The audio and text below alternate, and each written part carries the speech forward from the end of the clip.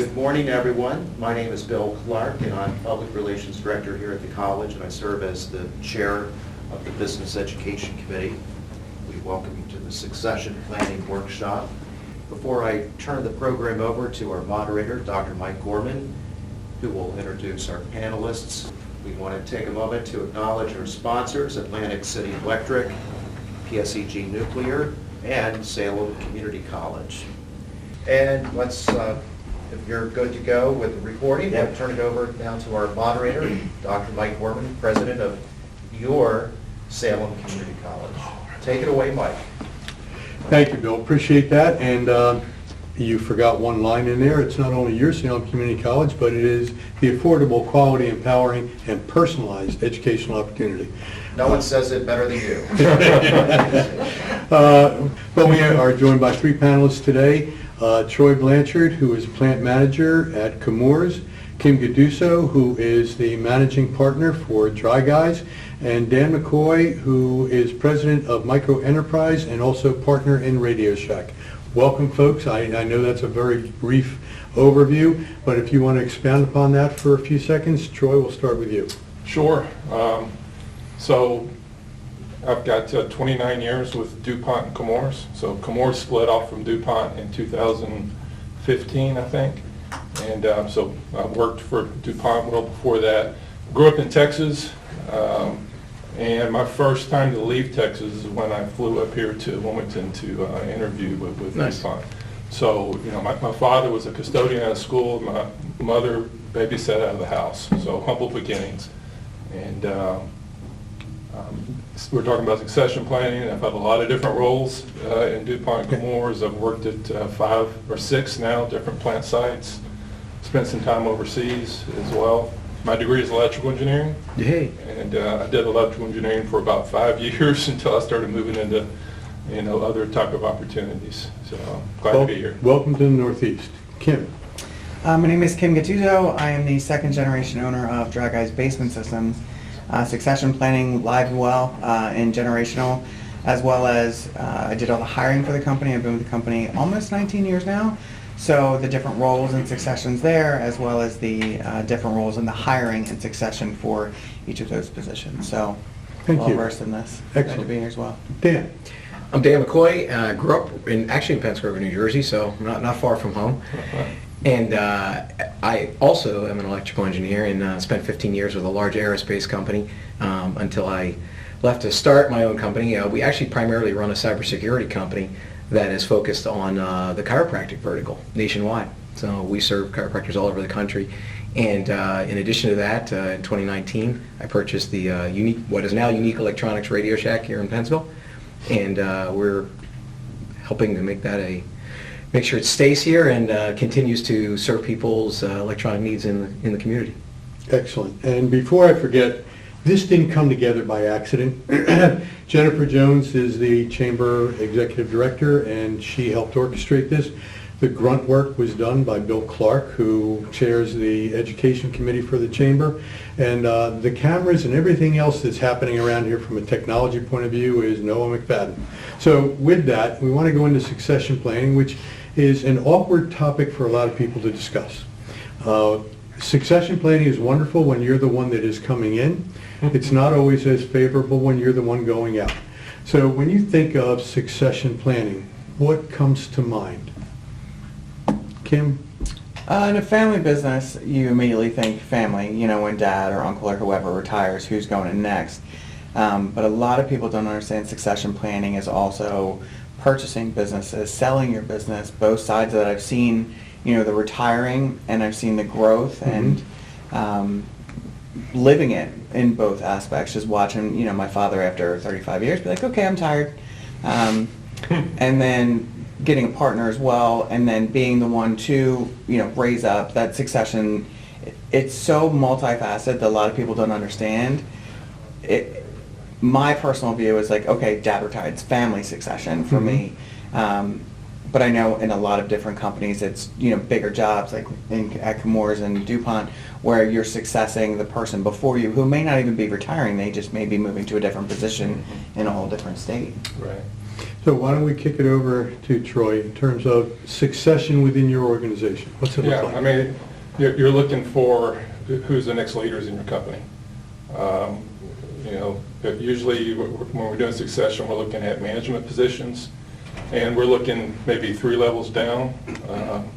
And so, you know, we're also talking to engineers, operators, first-line supervisors. What do you want to do? You know, what are you interested in? And assessing what they're good at. And making sure we've got a bench of, you know, 3 people deep for roles that are going to be coming up. Just like Kim said, people could be leaving the site. We want to know, are people mobile? Are they willing to move? Do they want us down the East Coast? Are they willing to go international? So it's looking and several years out to make sure you've got a bench for roles that are coming up. Dan, yours is a very different situation than our other guests. It is, and you know, when we were talking earlier a few weeks ago, all 3 of us, about this event, what I thought was really neat was there's a wide variety of, you know, from large corporate to slightly smaller family-owned to super small with just 8 people on our team.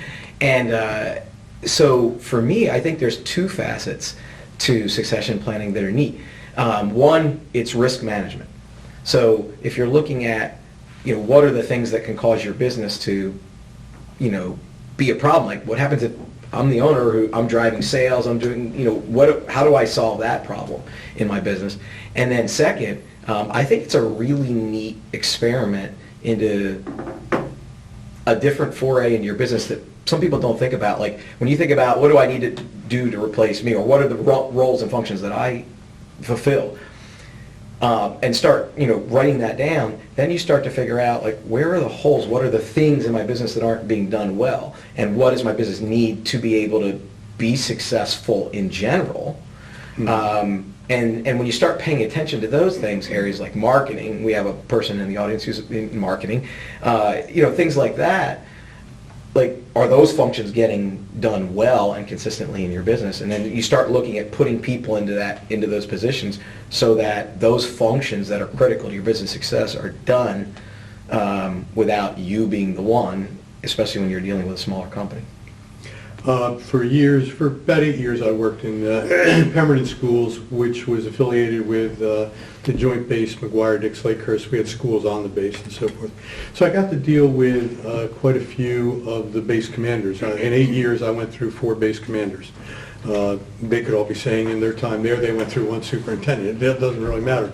But one of the things that I noticed, that every time I went into the base commander's office, which was always the same office, you would walk in and everything was the same as with the predecessor, except some of the family pictures were changed out and a diploma on the wall was different. But essentially the framework, the stapler was always in the same place and so forth. There's a reason for that, and I look at the same thing with airline pilots. They come on and everything better be in the same place because they don't have time to think about it. It has to be reactionary.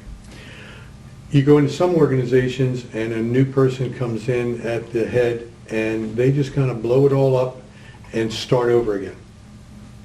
However, in our prior conversation, a lot of what we were talking about was how you scaffold from one level to another. You may have to take a few things down, but you pull them back up. Kim, yours is an enterprise, family enterprise. If you were to go and blow it all up, you're not having Christmas dinner. No, not. One of the things with, like you said, the scaffolding, is I didn't just go to Dan's desk, like where Dan sat previously. I actually fought myself on that a lot, because I didn't want to just kind of be like, all right, well, he's gone and I'm here now and I'm in charge and, you know, winning. It was kind of, I needed to make sure the team was okay, that I was still out in the bullpen a lot, that my desk was there, that was my home base. I did go for, you know, private conversations with employees or, you know, about the growth or with the merge. But it is a little, you have to baby step the team into the change. You don't want to bulldoze through, because then they're like, that person's gone, I'm out of here too, look at what's going on. So you have to make sure that the employees are okay, because they're there for a reason. There are some that if you take over, if you are now the person in charge, you're gonna be like, you gotta go. You know what I mean? So you have to very carefully kind of adjust that. I was grateful enough that I was in the position that I had already grown the team that I wanted before when Dan left. So when he did retire, it was like, okay, we have everybody working. So that was a blessing. That was a hard-fought battle over 18 years to get the right people in the right seats. But I always had in the back of my head a just in case. What if something happens to him medically? What if something happens, to someone on the team? What is the next person? Who is the next person? What are they going to do for the role? So the scaffolding, you have to be very careful in how you communicate during a merger, a takeover, or a new leader.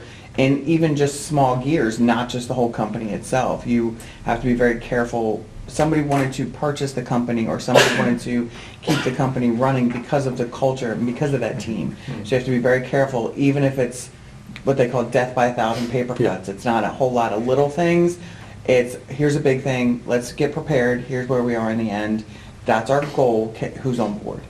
And you really just have to make sure the team's on board at every step of the way, because you don't want to, it's already a lot for them from their perspective, so they're trying to manage up and deal with what's going on in their world while you have your own world coming and you're like, hey, this is now all mine, I have to figure out how to do it without this person here who I was able to lean on for quite some time. Just like in a training anywhere you're working. And again, the family aspect is dynamic in all of it. Especially an Italian from Jersey in construction. I mean, there's a little bit extra in there. Okay. Troy, you're in a multinational corporation, and the concept of moving into the plant manager's role, a lot different than what we just heard described. Right. And in your particular case, you're replacing somebody who was very well liked by the community, had been here off and on over the years and so forth. So you have a different challenge as you go in, and how do you scaffold from the previous plant manager to what you want the place to be? Yeah. Well, I'm not going into this role of looking at changing all of our managing processes or how we do things or moving our staff meetings to a different day. And so some of the things you're talking about, succession planning, when I look at that, it's more, does this person have the right skill set, the experiences to be able to move into this role? So that's succession planning. And then once you're moving into the role, now you're the guy, you're the person, you're selected, now you're going into this role. Now we have turnover, which in my mind I separate separately from succession planning. So turnover is, okay, well, what meetings do I need to be in? So Mike Ashworth and I, we sat down and, hey, here's the meetings I go to, here's the meetings I lead, here's the key people that I interact with, here's the tasks that I do, here's the metrics I look at. Now, some of those things I already knew because I was on Mike's staff. So for me, it worked out well because I'd been at the plant site, so I knew how things were run. But also, I saw opportunities of how things I wanted to do differently. But you don't go in there day one and start doing things differently. You meet with the team. What do you think? Get their input, and then it's not Troy coming in and changing a lot of things. It's, hey, I heard some good ideas. What do you think about tweaking this? Hey, yeah, let's try that. So we keep those separate. I mean, at a plant with process safety management, we have management of change, technology, go change something. And we also have management of change personnel. And so there's a whole form that we fill out, the things that I need to know running a plant site, things I need to know when the alarm goes off, what do I do? And what's my role in the community if something happens there? So I need to go through that kind of training for turnover. We don't really consider that succession plan. That's a good bifurcation of how an organization matures. Dan, yours is very different, as I've said in previous conversations. I mean, you're interested in Radio Shack. Well, you're following somebody who owned Radio Shack for 150 years or whatever.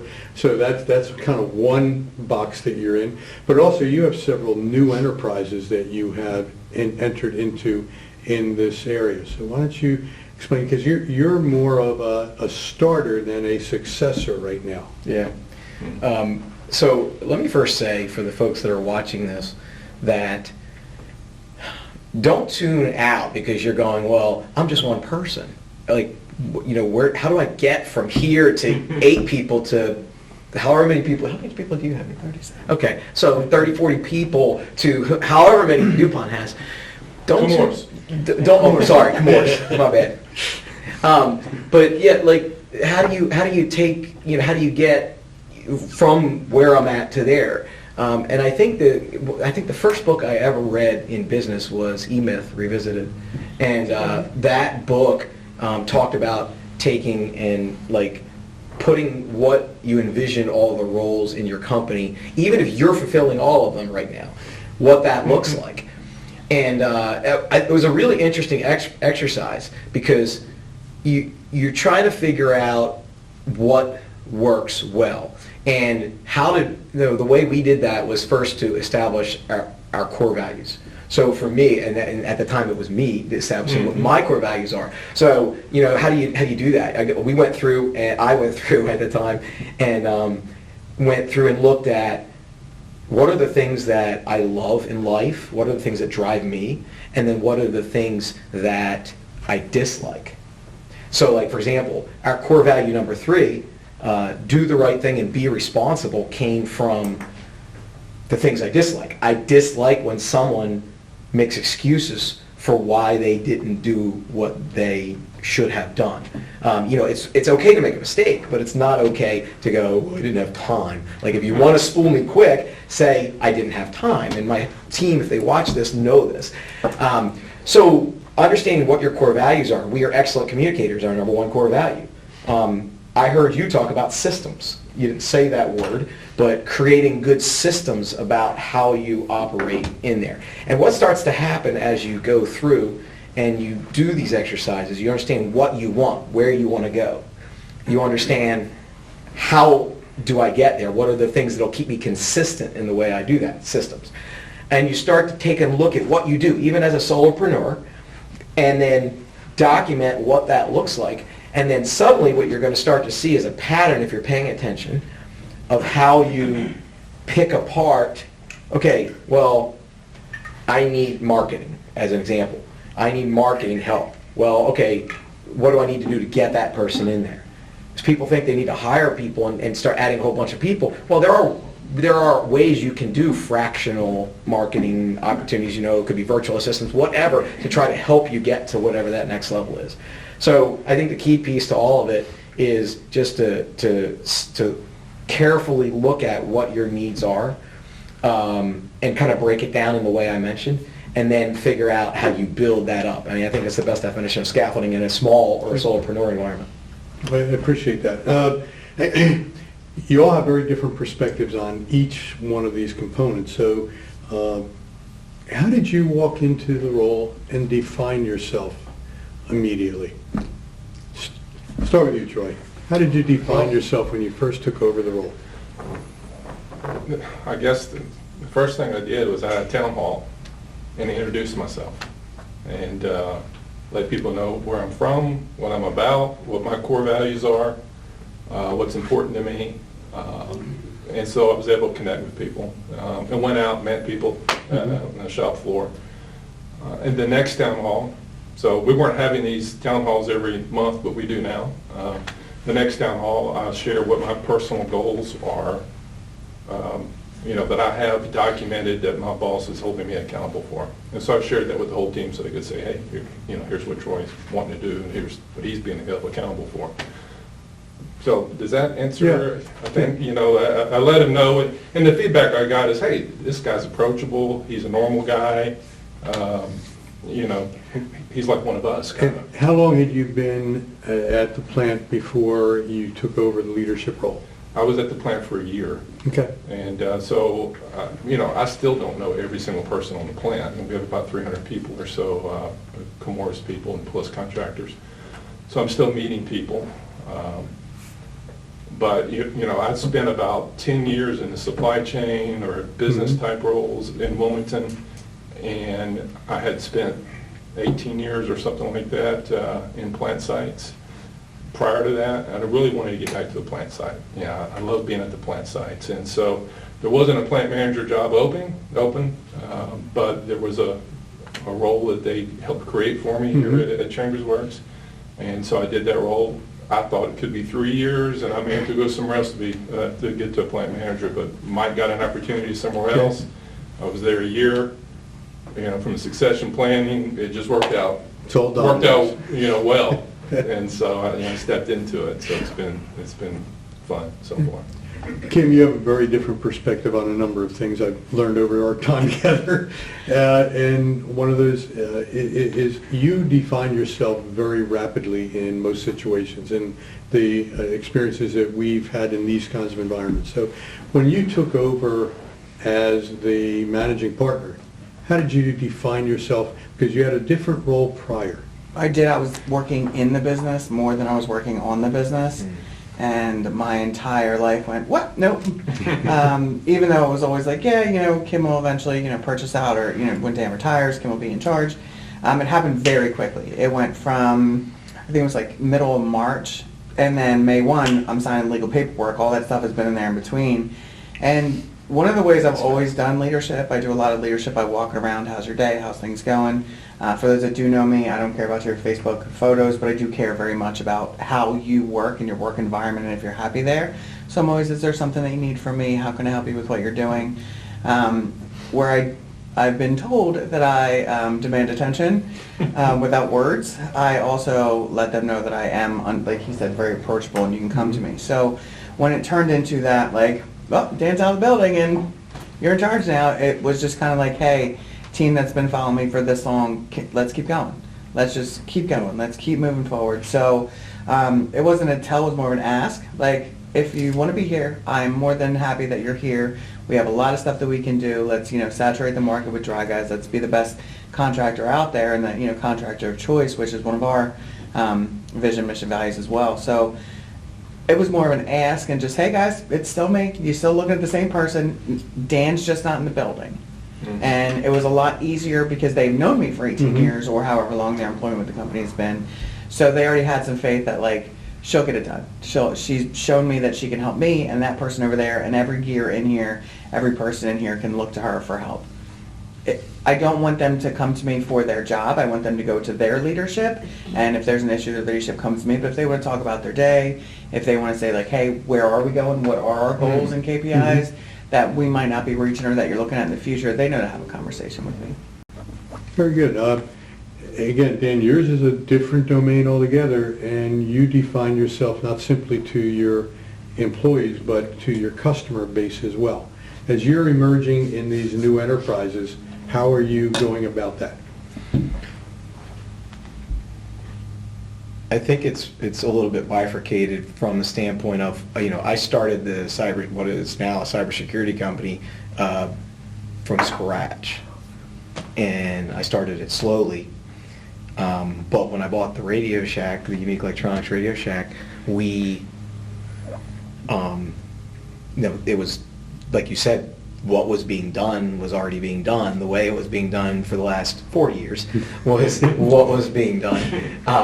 I'll get Dave a little bit younger there. But that's a good thing and a bad thing. We still have 2 employees who have now been with the organization for 25 years.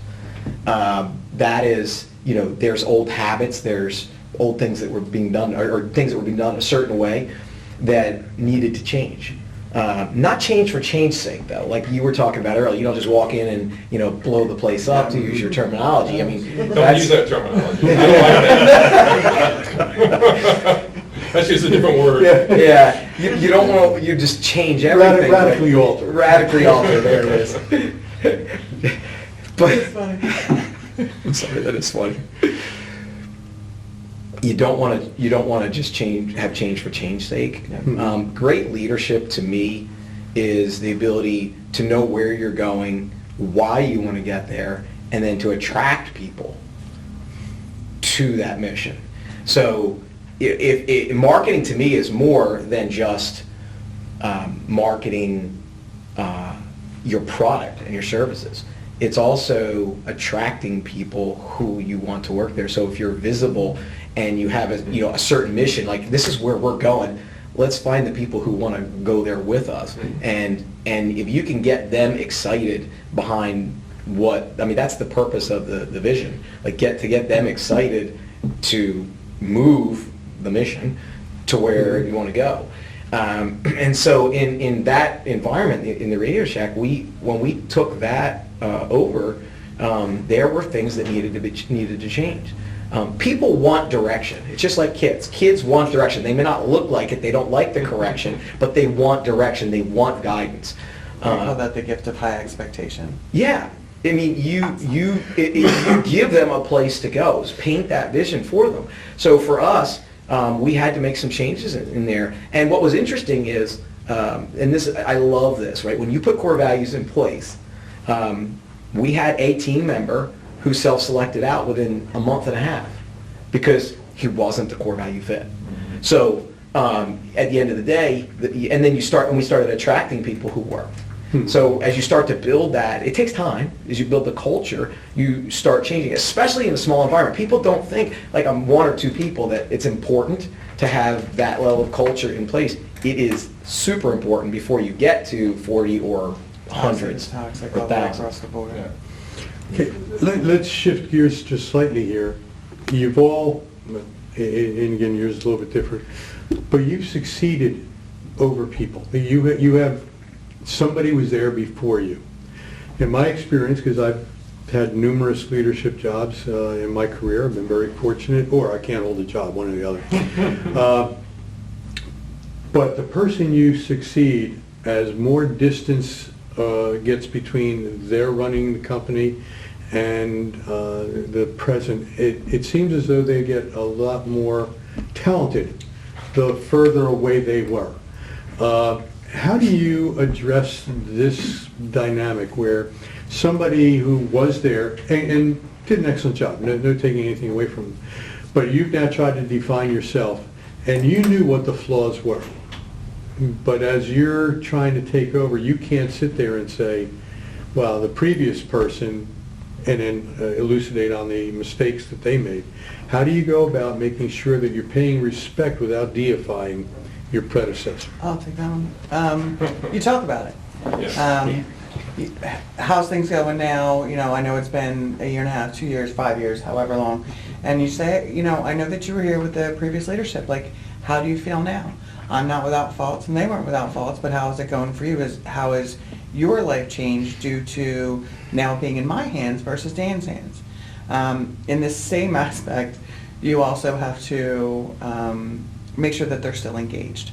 And some people are very engaged under one leadership and they want to be under the second, but they just aren't, right? So as a woman, most construction, the women owners are just on paper, right? They do all the other things.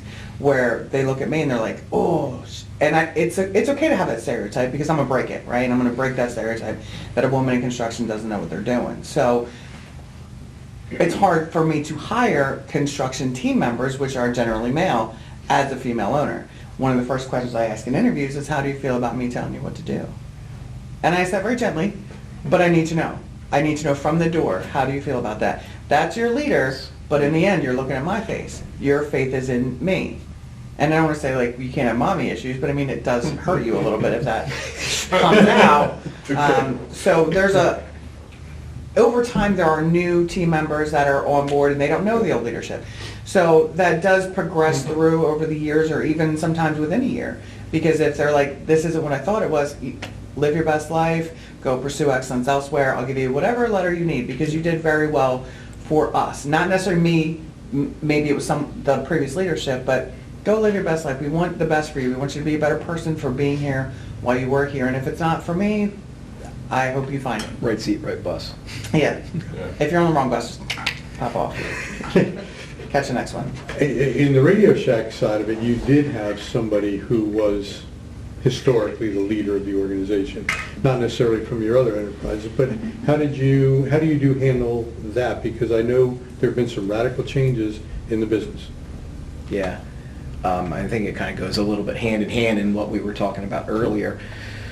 But I kind of painted a picture of where we were going and talked about what we need to be. I mean, like, our core values are something, we follow a model called Traction, or EOS, Entrepreneurial Operating System, can't talk today, EOS, but in that model, we have a level 10 meeting every week, and that's a 90-minute meeting. It's very structured, systems, processes again, and in that meeting, every single week we talk about our core values. So what quickly happens is people either get on board or they get off board. And like I said, we had one person who got off board, but then we attracted more people on board. The people who were there got even more on board. But this one's a little bit interesting, and this is probably not where you expected me to go with this, but my leadership style is what I have. I'm part of a Christian CEOs group called C12, and we do what's called a core business presentation to our board of directors every year. And in doing that, we have two folks, the guy who did Skeeter Heritage, who owns Heritage's dairy stores, was one of the guys who came and did my interviews this year. And what they did is they interviewed my wife, they interviewed my pastor, they interviewed 2 or 3 of my employees, and just asked hard questions about my leadership style, about how I operate, what's good and what's not good. And so it's designed to find blind spots in the way I operate. So it's one thing for you to ask your people to their face, and maybe they're honest and they say that type of thing. But in this case, it gives them the ability to talk about, and the feedback is anonymous, although I know who was interviewed, so. Yeah. But I don't look at it that way. I'm truly looking at it to go, okay, what am I doing well, and what do I need to communicate better? So for me, getting others' perspectives, getting employees' perspectives to other people to help interview on behalf of how we operate. And anybody here could do this. You could go to another business and just like collaboratively offer to have conversations with them and just help them grow. I mean, that's coaching at its finest. By the way, Heritage started out with a 3-legged cow. Story for another day, but that's a... I've heard that story. It's intriguing. Troy, you're following someone who we all knew because he had a different role over a span of time Don't worry, and so let's forth. not mention This is a perfect example of his example. So, again, how do you make sure that you respect but not deify? Yeah. Well, look, we've got a lot of talented leaders that I've gone behind, and a lot of talented leaders that I know in Chemours, and so you can't be intimidated by that. Being under them, I've had good bosses and bosses that weren't so great, but I learned from the ones that weren't so great. Bingo. Too. And I learned, well, I don't want to do that. Yep. So, you want to keep the things that are good, and you want to change the things that aren't so good. And when I leave, there's going to be things, hey, Troy set this up, this is great. This didn't work so well, let's do that different. That's fine. Everything I'm doing is not perfect over here. I'm trying things and learning, and we'll try something else. But you got to listen to the team, your team, feedback. Yeah. They're part, you're not making all the decisions. You're listening, and you want to make a lot of team decisions. We're doing this together. Sometimes I've got to make the final decision. But sometimes when leaders leave, sometimes they don't get better with time. They don't age with time. That was really messed up. Yeah. Glad that person's not here anymore. But that's not usually the case. Yeah. So I think you got to say, there's great things, good ideas. Let's expound on those. You just kind of engaged another point of view on this, and I'm going to start with you on this one, Dan. How did you prepare yourself for what you're doing today? That preparation started long before I bought the business. Okay. I mean, the reality is,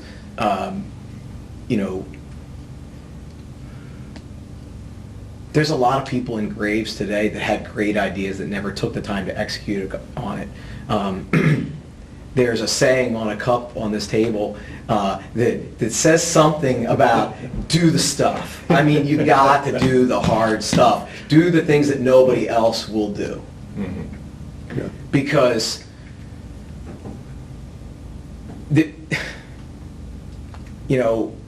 success or pleasure, at the end of it, sometimes they can coincide, but sometimes you've got to do the hard stuff to get here that, most people will wake up and they will go and do the things that make them feel good, or the things that are nice to do or fun to do. And I do that too. But sometimes you got to there's no glory in the grind. I mean, sometimes you got to get down to work and do those types of things. So I think that started that was ingrained in me early on. So hard work and, growing up on a farm, doing things like that, it drives a different work ethic. So starting there, I think, is the first part of that. And then secondarily, the windshield is 6 feet wide and the rearview mirror is 6 inches wide. And there's a reason why, because like you spend a lot of time looking this direction, not that direction. So like Troy said, I don't think, that necessarily you have to spend a lot of time in the rearview mirror. I mean, you're heading here. I think you honor that. Perfect example, when I was 10 years old, my parents bought for me an electronics work bench. It's a 161 electronics kit. I still have that today, and I taught my son electronics, who worked for me for a couple of years. That was purchased from Dave's Radio Shack when it was in the shopping center when I was 10 years old. Yeah. It was a long time ago. And that's literally what kicked me off into a field of electronics. And now, when we had our grand opening, we honored Dave. We gave him a plaque for what he started. Like, I wouldn't have been there if he hadn't done that. But we've also changed a lot of things, too. So, I mean, I don't think, I think you need to honor the past, but I think your head has to be facing forwards most of the time. Troy, what prepared you, formally and informally, for this role? Challenging myself, doing something that puts me outside of my comfort zone. A good example is one of my first jobs. I hired in as a field engineer, where you're expected to move around, do different roles, and I'm going to have to travel. All I knew was Texas. Yeah. So I was in North Carolina doing process control. Did it for 3 years. It's time for you to move. They loved me there. I loved them. And I could have stayed there, and they offered me a position to stay there. Right. And it was tough for me. I mean, we were in the community, we knew the community, we didn't have children yet, I was married. But I said, well, I signed up for this thing to try different experiences, and so I'm gonna go try it. And so that's been my motto my whole career. Now, I'm not looking to move anywhere. I've moved enough, like 7 times. So, I've been here since 2013, and I'm kind of done with moving, I think. But you got to challenge yourself. And every role that I've taken is, there's a piece of me that says, well, I'm prepared for this, but can I do it? Am I going to be okay? So there's some stress in reaching out and saying, okay, I'm going to do this. So that's a piece of it, is just challenging yourself and work ethic. No matter what the job is, you do your best at it and you work hard at it, And then you've got to do some self-reflection as well. And with Chemours, we get to do some self-reflection classes type thing. What drives you? What are you good at? What are your gaps? And so you got to recognize those things, and you build a team that'll help fill those gaps that you've got. And I'm a fixer. My wife will tell you that, my kids will tell you that. If they're going to bring me a problem, I want to fix it. And I'm in a house full of ladies, and they don't want me to fix it. They just want me to shut up and listen. If you haven't read Men Are From Mars, Women Are From Venus yet, I highly recommend it. But I've got to learn that in work, too. Because if someone comes in my office and they're venting, I want to fix it. And so, as I progress in my career, I've learned that, I just need to listen sometimes, too. And, I've learned to delegate. As you move up in the company, you can't do everything. So you have people you trust, and you delegate. And some people you're delegating to might not be quite ready, you know that, but you're watching and you're challenging them just like I was challenged. So. Okay, appreciate that. By the way, if anybody that is watching is picking up background noise, grass grows and it has to be mowed, and that's what's happening at the moment. Kim, I'd like you to handle the same question, but I'd like you to take it a step further. Sure. First of all, how did you prepare for this role? And you, I know, are very active in your own personal development at this stage of life. So if you could lead into that, I'd appreciate it. I think I was kind of born into this. I'm one of 5 children, so it's already a team. Dad's always in charge. Growing up in church, you just kind of pay attention to what your dad says, right? You obey your parents. And growing up with 5 kids, it was very teamwork oriented. There was a lot involved in picking the name at a family meeting and picking the logo at another family meeting. And my partner now, I met at 17 sitting at my parents' kitchen table when I went to work at McDonald's. I was, hey, nice to meet you, and just kept it moving. And when I came into the company, my dad asked me 3 times, and I said no. I wanted to really find myself. I didn't want to be part of the business. The rest of my family was working on it, and they were happy. That was great for them. But I needed to go find my own, and my dad saw that I was doing very well on my own and was like, hey, bring all those skills you learned into this company and help us. And interestingly enough, out of 5 children that were all in the company at one time or another, I'm not only last man standing, I'm the only one that was asked to come into it, and now I own it. So interestingly enough, with that personal development, and okay, I'm not starting, as the owner's kid, I'm starting cleaning the microwave, and I'm starting answering the phone, and I have to understand before I can go anywhere else. And like you said, I continue to hire myself out of a job. Yeah. Because, okay, I got this, I understand it, now what? In the personal development world, you just want to be better, right? You want to be better at what you're doing while you're doing it, but then you also there's always that, hey, what's over there? So do this, okay, but let me see what gear and the pieces there. So I worked on teamwork, I worked on attitude, I worked on listening. I always say when my teenager, most of all, do you want me to listen or do you want me to give advice? Before I see a tear, I just, check them. And same thing with my employees, like, you can call me whenever you want and wherever you want. Go in the truck if you're a production guy and just holler on the phone, I got you, honey. Like, I'll just hold it out here and be like, absolutely. And do one of those. Or they can come in my office and just let it all out. Or they can come in and go, I don't know how to fix this. And what I've learned over time is that I'm very good at, without a lot of information or details, knowing what will and won't work. It's a gut instinct that I guess was born with, that I just really can go, okay, let's go here. All right, try this. All right, try that. But I'm also very good at saying, it's not working because it's not going to work, without all those details. And that's from the personal development, and that's from knowing who I am, and that's from making sure I'm not put in positions that shouldn't be for me. If there are some details, there was a time 10 years ago that I was grinding. I was data entry, answering the phone, repetitive, but now I want to murder. I hate it. Now I'm like, that's not my gift. I did that so I could be here. I did all those daily tasks to be better at what I'm doing. And now my job is to manage managers, to coach them into coaching their teams, and have those teams, no matter how minimal people think the role is, or how maximum people think the role is, to really work together and understand and I had to learn this, it's not just me, okay? Like, my name's on that piece of paper legally, but you know what, we're all here. Don't call me your owner, unless you have to. Don't call me, just call me Kim. If you have a question, I could probably help you. I've been here long enough.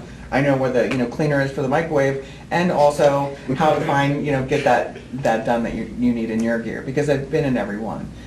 I made sure that I earned that respect. I didn't just say, I'm here, I'm in charge, give me, I'm owner's kid, that's me. And Ken, that's so impressive that you can value every role too. I think that's so important.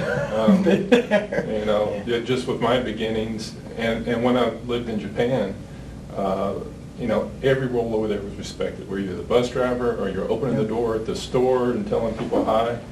But that gives us the opportunity to respect in leadership them, because I know what's good and bad about that position, because my butt was in that seat. And you can appreciate, the people that are cleaning in the hallway. Yeah. If they weren't doing it, you'd notice. And really, stop, talk to them, thank them.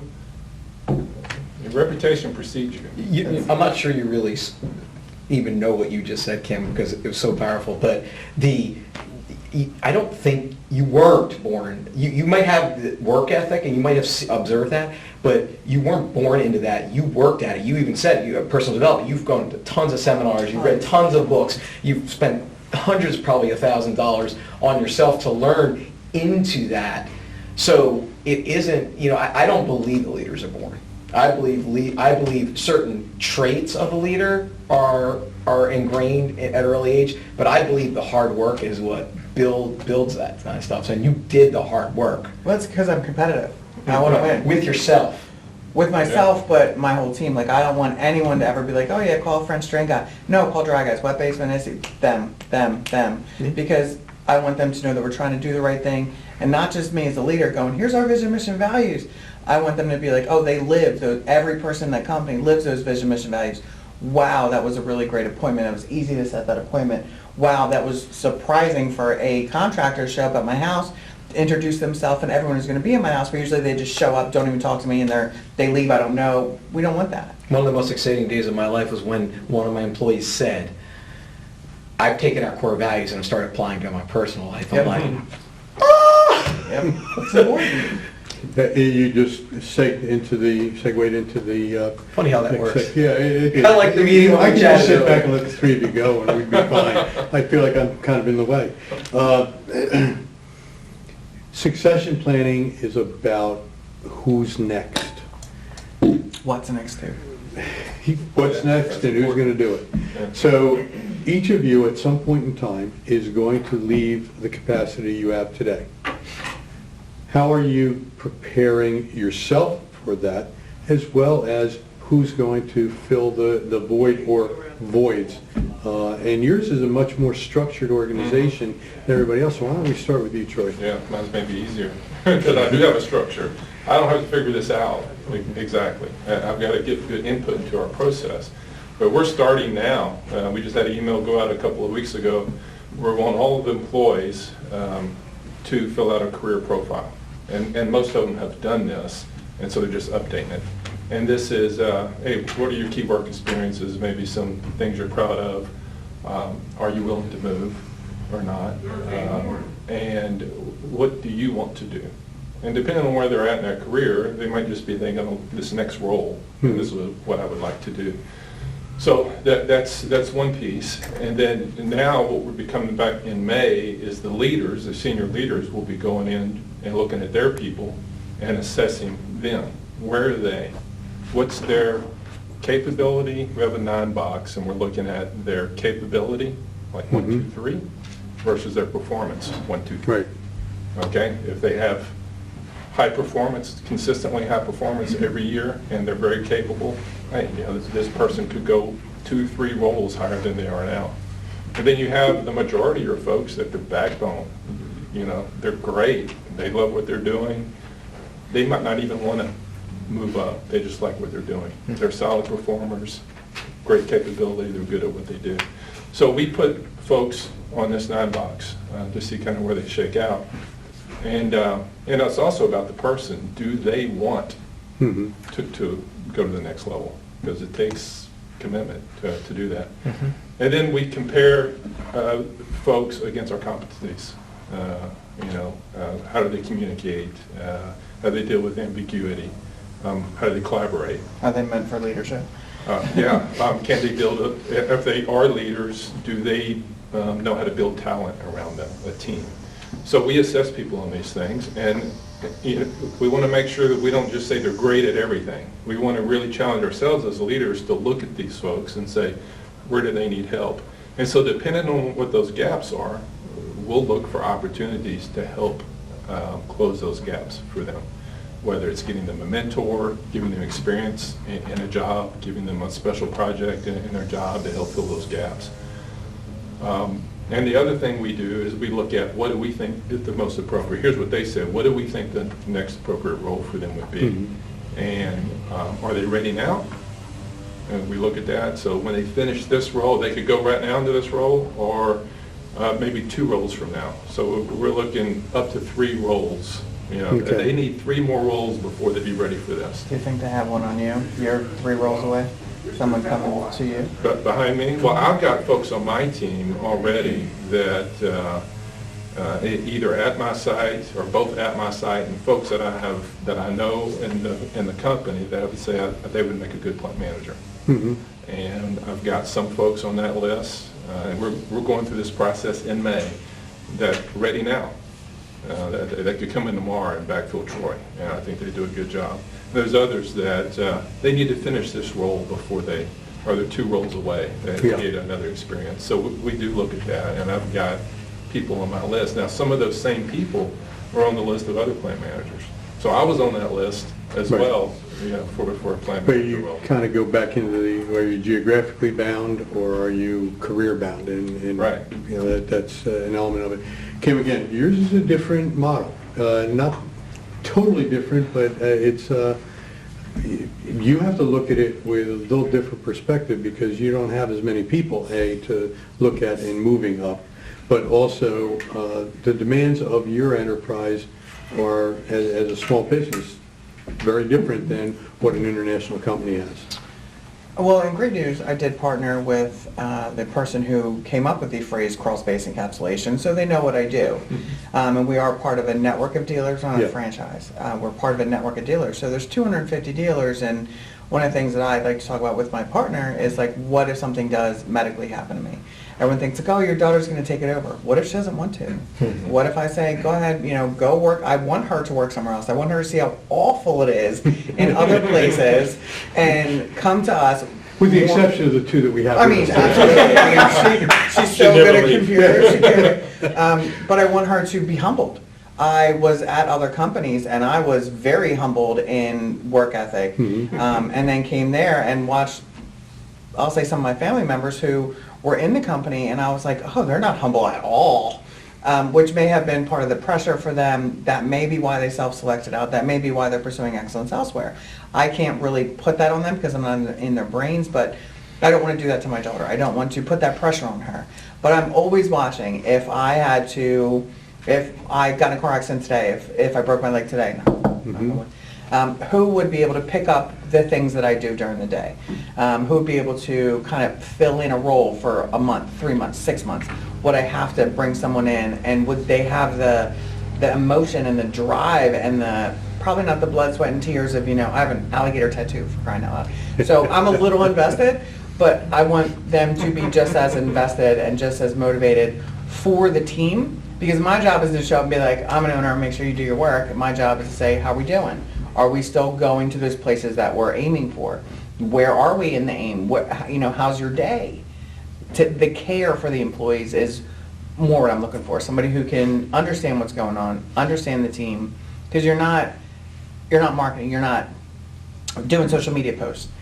You're posting and checking the social of the entire company as the owner. So it's a little bit different for what I do. So it'd be harder for me to just be like, yeah, my daughter's going to do it. That's my succession plan. I got one. We're good.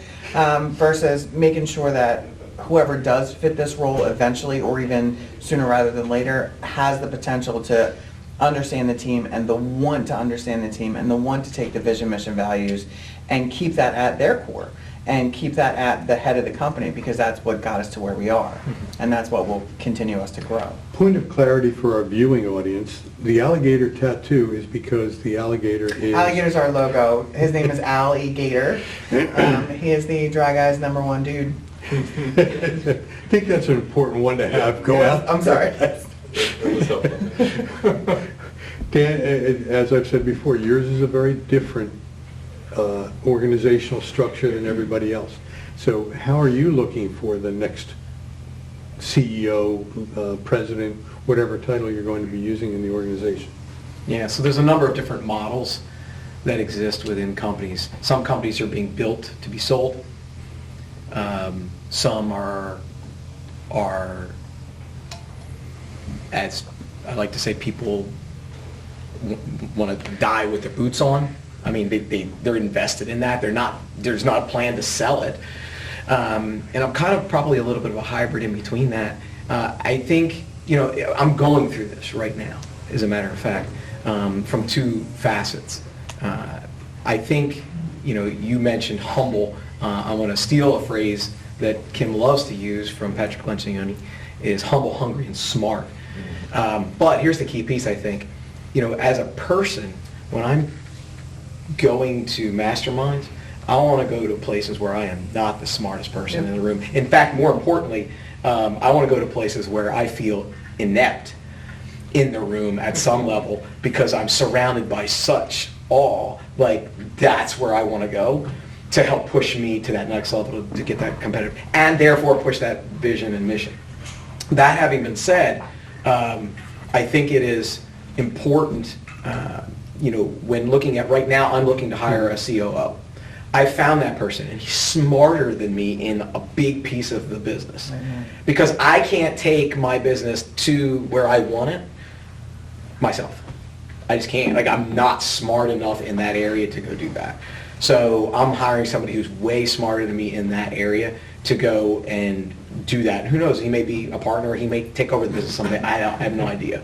But right now, for me, it's looking at where are the areas that, like, if I ended up in the hospital, God forbid, for 6 months, could the business Okay. succeed? Thanks. Won the lottery. Could the business Win succeed? lottery and go to the meeting. That's it.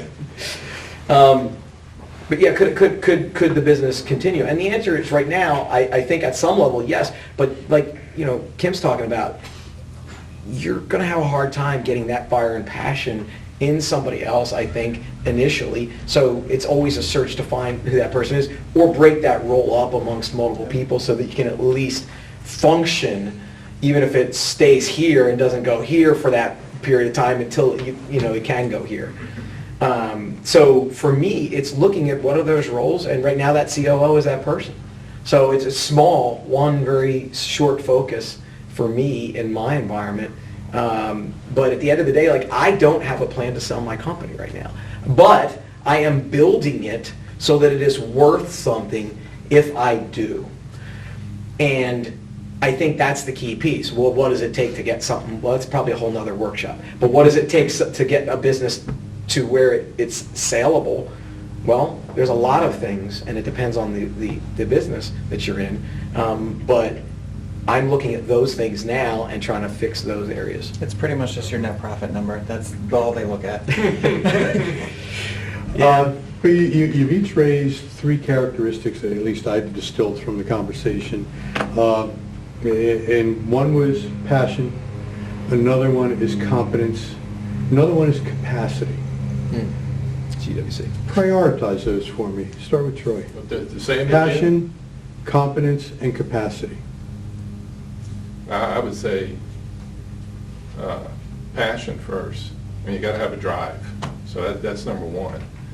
And your competency, I mean, that's going to, depending on your experience, Mhm. jobs, I mean, you need to have that to be competent. And what was the other one? Capacity. The capacity. Yeah, I mean, at the higher levels, you're responsible for more and more. And I think, to me, I think that's probably third in the list, but you've got to be able to delegate to other folks and know when you need to dig into the details or when they've got it. And you're building up a team that can handle things around you, so you don't have to be in all the details, and you know who you can trust and who you can just give things to, and they've got it. You make a recommendation, I often joke with people that I only work half days, 8 to 8. Kim. But you need work-life balance. I remind folks that we've got to be successful here. Chemours has been good to me and my family, and I tell my employees they can be good to you too. But don't sacrifice your time with your family or your passion outside of work for being here. I've got a couple of folks that I'll come in the morning, I see them in, I leave for the day, and I see them still there. And so when I have a one-on-one with them, we talk about that. Well, why are you here longer than me? Yeah. You need to be going home. This is not the most important thing in your life. Years ago, I was doing a workshop, and I copied this from somebody else, so I don't take credit, but I asked everybody to show me the pictures they have in their wallet. And as we went around the room and did that when everybody used to carry wallets and such, I said, none of you are carrying my picture. Yeah, exactly. So obviously, you have to remember play. who you really answer to, and it's not me.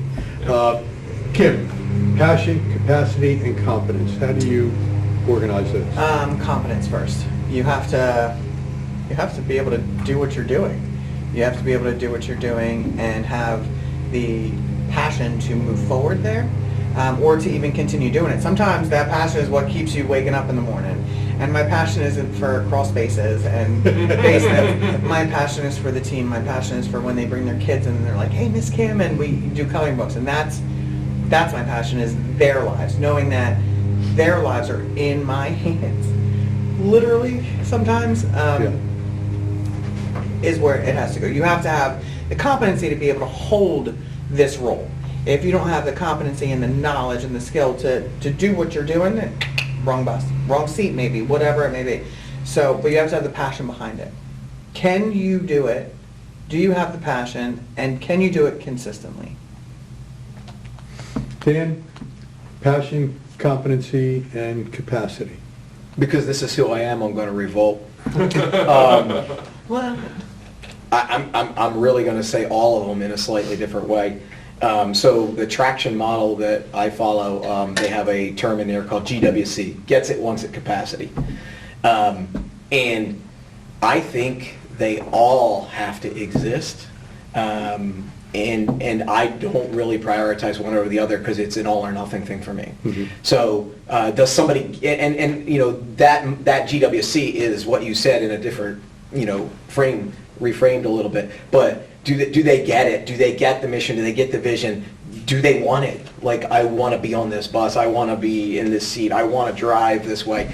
And do they have the capacity? And capacity is an interesting one because it's not just do they have the time. It could be, do they have the emotional intelligence to do that job? If you're selling, if you're relating to people, if you're connecting with people, the I in DISC, if you're doing that, then you have to have the ability to sense the cues when they're done. You know, you have to sense the different. So I think all three of them have to work in balance in that regard. And to Troy's point, our number 5 core value is enjoy life and balance the journey. Personally, I think work-life balance for an entrepreneur is baloney. And I'm going to qualify that, so hear me out, because you cannot work. It's just that there is never a balance for an entrepreneur. Sometimes it's go like crazy for 2 weeks and then take 2 weeks off. It isn't necessarily Monday through Friday, 9 to 5, right? So the balance, you have to define what balance is with you and your loved ones. I say to my team, I'm like, you know, work-life balance, you need to have it. I'm not gonna, but I need you to have it. And they get it. They understand. No, I mean, I for me, again, I think you have to come to grips with what balance is for you and your loved ones. Like my wife, I know when, you know, she has permission to go, hey, I need some attention here because you put a lot of time there. And there's also times when, getting back to communication, I'll go to her and say, listen, I'm getting ready to go into a season, and here's what we're doing, and it's going to be out of balance for a little while, but we'll reap the results, you know, 2 months from now. So again, it's an agreement, it's a conversation, and I don't think it's an all or nothing. And for another workshop, and I'm hoping Bill's writing this down somewhere, but work-life balance is never, it's an oxymoron. There is no work-life balance. It's disequilibrium, and we try to come back into some sense of equilibrium, never achieving it, but really at least acknowledging that, okay, I have to swing this way for a little while in order to fulfill my role as a family member, and then I have to go over here to fulfill my role as a leader. Every quarter I take a 1-week vacation where do not call me unless it's on fire. Yeah. I am straight through, like, even though sometimes they don't see me in the office, they don't know all the things like this. Like Michaela's sitting here looking at me, but normally she's not. So all the things I'm doing outside for the company and towards the company, they don't really see. But, you know, 11 o'clock at night, no matter which employee it is, I'm still answering my phone. If it's a customer sending me a text, I want still do it. I want people on my team that want to be working at midnight, but I don't want them to do it. I think that's probably the best way to sum that up. I want them to work hard, but not get stressed if things aren't going great. I And so I want them to passion. keep perspective, you Yeah. know, that, okay, yeah, I'm way too stressed about this thing not going well. I need to keep perspective. This isn't the most important thing in my life. I need to deal with this, but not let it stress me out. So I'm going to close with the most difficult question, and it's a difficult question for Thumbs me up. as well. Ready to go. How do you know when? How will you know when?